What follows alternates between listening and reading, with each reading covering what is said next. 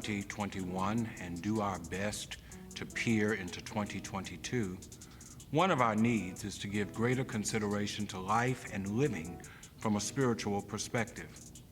There are many matters that garner our attention. We're 21 months into church shutdown due to COVID-19. And like Michael Corleone, just when we think we're out, COVID pulls us back in. Our city has shattered the record for homicides in a calendar year. Many of them domestic disputes, many of them turf wars, many of them drug wars, all of them tragic and unnecessary. Our infrastructure has been stretched beyond its usefulness by decades. It rains and the water has nowhere to go. Communities often have to boil their water before drinking. Our roads and bridges consistently placed at the bottom of national rankings. Redistricting and the targeted effort to restrict voting rights are the most recent matters to threaten racial equity and social justice.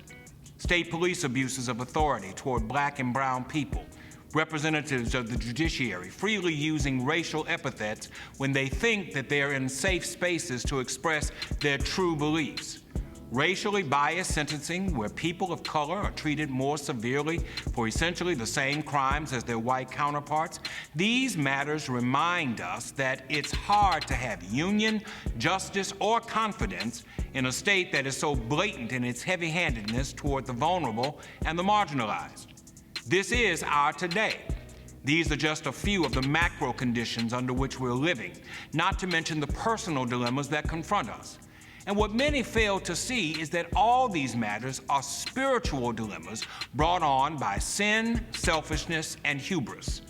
But as we consider what tomorrow holds, we have to remember just who it is that holds tomorrow. David says to God in the 37th Psalm, "Hour by hour I place my life in your hands." As we look to 2022, it's important that we consider the import of David's prayer. It's an acknowledgement that we need the Lord more than year by year, more than even day by day. We need God moment by moment. When I was a child, the senior choir of this church used to sing a song that highlighted our need for the Lord. Every second, every minute, every hour, every day, every week, every month, through the years, I will pray. Pray to the Lord, Jesus, don't leave me by myself. And as I've walked with the Lord, I've discovered that that song is true. I need Jesus every step of the way. As we look into the new year, we can know that God is a personal God.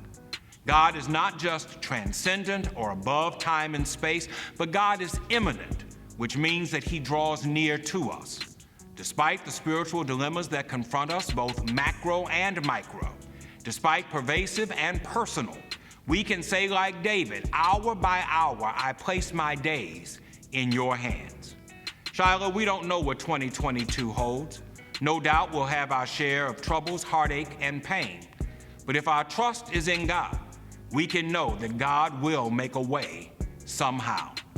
Ian Stanfield wrote a hymn that says, "I don't know about tomorrow. I just live from day to day. I don't borrow from life's sunshine, for its skies may turn gray. I don't worry about the future, for I know what Jesus said.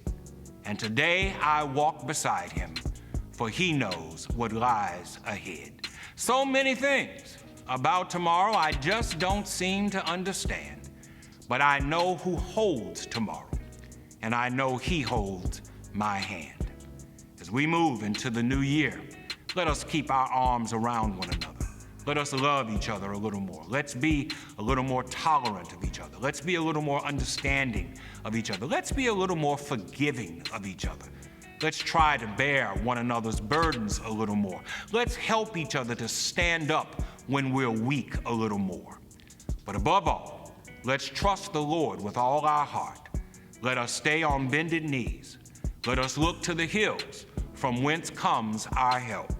Truly, our days are in God's hands. Blessed and happy New Year.